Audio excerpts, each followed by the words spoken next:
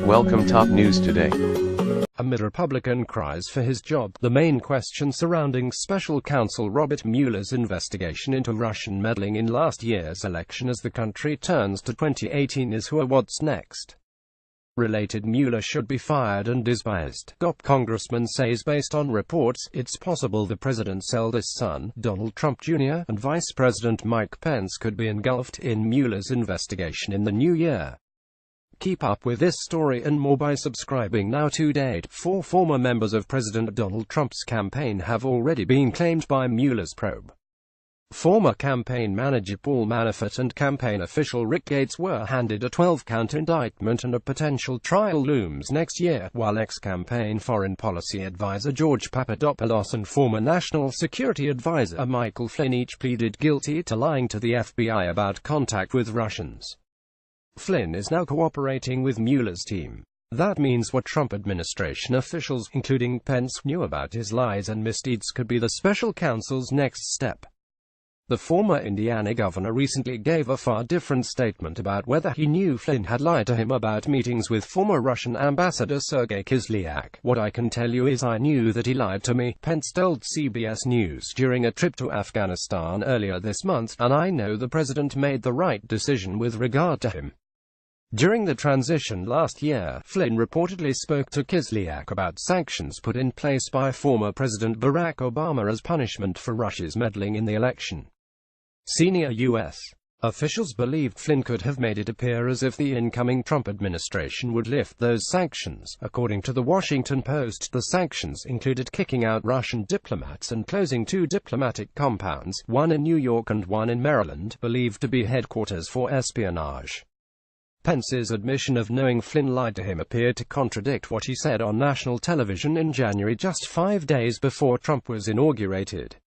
Pence stated Flynn had not discussed removing the sanctions with Kislyak and instead offered best holiday wishes and condolences after a Russian military plane crashed, killing all 92 people aboard. He had sent a text to the Russian ambassador to express not only Christmas wishes but sympathy for the loss of life in the airplane crash that took place, Pence said during a January 15 interview on Face the Nation. It was strictly coincidental that they had a conversation. They did not discuss anything having to do with the United States' decision to expel diplomats or impose censure against Russia. Pence added then, "What I can confirm, having spoken to him about it, is that those conversations that happened to occur around the time that the United States took action to expel diplomats had nothing whatsoever to do with those sanctions." When asked if other conversations had occurred between Flynn and the Russian ambassador, Pence responded, "I don't believe there were more conversations." It remains unclear when Pence learned Flynn had lied to him. Trump entered office on January 20 and Flynn tendered his resignation on February 13. Then President-elect Donald Trump stands with then Vice President-elect Mike Pence and Trump's son Donald Trump Jr. at a news conference at Trump Tower on January 11, 2017 in New York City. Getty Images. Pence ran the transition team leading to the White House a year ago, and his potential involvement in the Trump-Russia saga has been a topic before, even if much of the heat has been on Trump and his family. It is equally plausible that Pence is complicit in the lies propagated by the Trump administration and perhaps even involved in a cover-up of potentially impeachable transgressions. Alan Lichtman, a history professor at American University in Washington, D.C., wrote in June. That's why he must be investigated thoroughly by the Congress and the FBI along with the president and other members of the Trump campaign team and administration. Trump's dismissal of former FBI Director James Comey in May has also faced scrutiny. Comey claimed in testimony this year that Trump had asked him, in private, to see if he could let the investigation into Flynn go. Trump later stated in a television interview that he decided to fire Comey while he was thinking of this Russia thing. Pence's knowledge, if any, of Comey's firing could be an avenue Mueller can explore.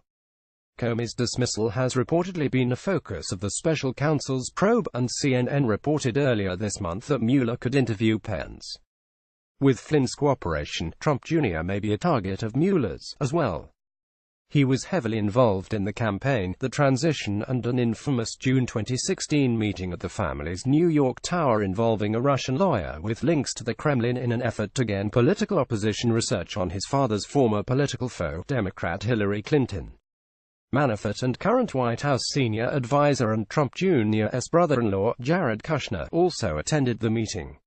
Trump Jr. has already sat down with congressional investigators this year, and if what he said conflicts with Flynn's story, he could be in danger. He also admitted to exchanging messages with WikiLeaks, the government leaks site many have linked to Russia, during a behind-closed-doors session with the Senate Judiciary Committee in September. Because of Mr. Flynn's role on the campaign as a trusted member of the inner circle, he may also have a great deal to say about topics like Mr. Trump Jr.'s June 2016 meeting with several Russians, Mr.